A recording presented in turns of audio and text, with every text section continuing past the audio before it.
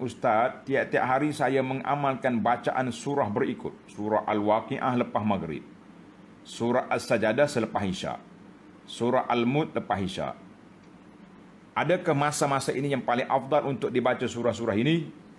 Itu soalan dia. Baik, terima kasih kepada yang bertanya. Jadi anak rasa anak tak sebutlah nama kan, lebih harmoni lah. Ke pelajar kita ni dikata sebut nama tu baik kan. Sebab anak pengalaman dulu waktu dalam TV kan, bila tanyalah ustaz, dia letak gambar di skrin kan, nama orang yang bertanya. Satu hari dia tanya, nama dia terpampang kat bambar dekat skrin TV. Dari mana kampung dia, dia sebut nama sekian. Kemudian dia kata apa? Ustaz, macam mana nak buat dengan anak saudara saya yang sudah mengandung tanpa nikah? Kita kata astagfirullah. Kenapa ni? Satu Malaysia tengok nama dia, kampung dia, anak saudara, itu dia. Kita kena pandai. Baiklah para jemaah sekalian, tentang bacaan surah-surah pada waktu malam. Baik, di antara surah yang elok kita baca, sebagaimana yang ditanya tadi soalan, iaitulah dalam hadis yang menyebut tentang surah Al-Mulk. Surah Al-Mulk ialah antara surah yang elok kita baca pada waktu malam. Dan juga surah As-Sajadah. Sebab terdapat kelebihan dalam hadis yang riwayat oleh Imam Ahmad dan Tirmizi daripada Jabir, bahawa Nabi SAW la yanam, Nabi kita tidak tidur sehingga dia baca Alif Lam Mim Tanzil, Sajadah, dan Tabarakallazi biyadihil mulk, surah Al-Mulk. Nabi baca surah tu. Hadis ini sahih. Maka kata di ulama hadis, elok dibaca qablan naum, sebelum tidur. Sebelum tidur. Hari ini anda tengok sudah jadi trend, satu budaya sebahagian daripada masjid, lepas solat Isya tak sempat lagi habis zikir yang Nabi ajar lepas solat Isya tu, mula baca surah pagi tu, doa surah Al-Mulk. Baca. Kita kata sabar dulu.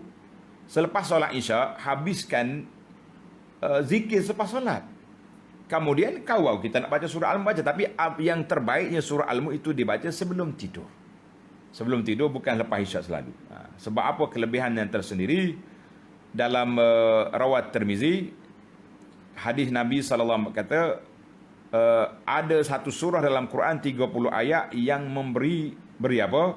Memberi syafaat kepada orang yang membacanya, iaitulah Sabarakallazi biyadihil mulk.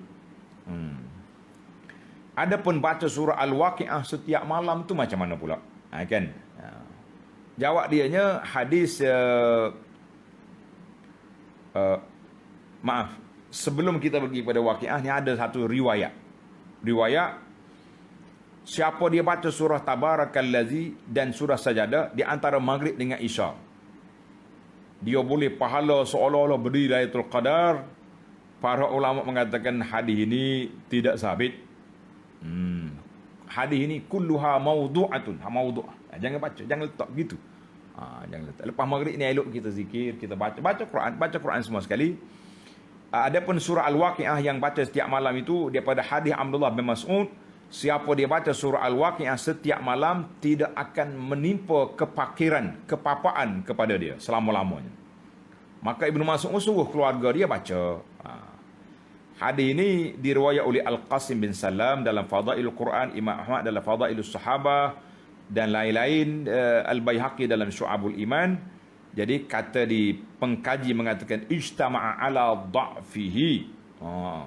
Maka ulama mengatakan hadis ini dhaif.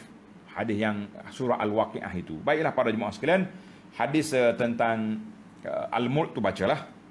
Hadis tentang Alif Lam Mim baca.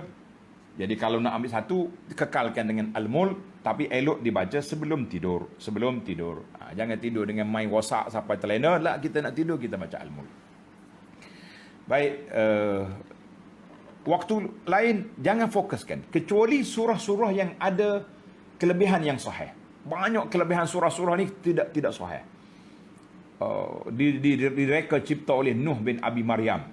Nuh Abi Maryam ni Tuan-tuan boleh tengok dalam kitab ni. Sebab itu penting kita beli kitab ni. Kitab Israiliyat dan Hadis Maudhu' dalam kitab tafsir ni sangat mustahak untuk kita murajaah.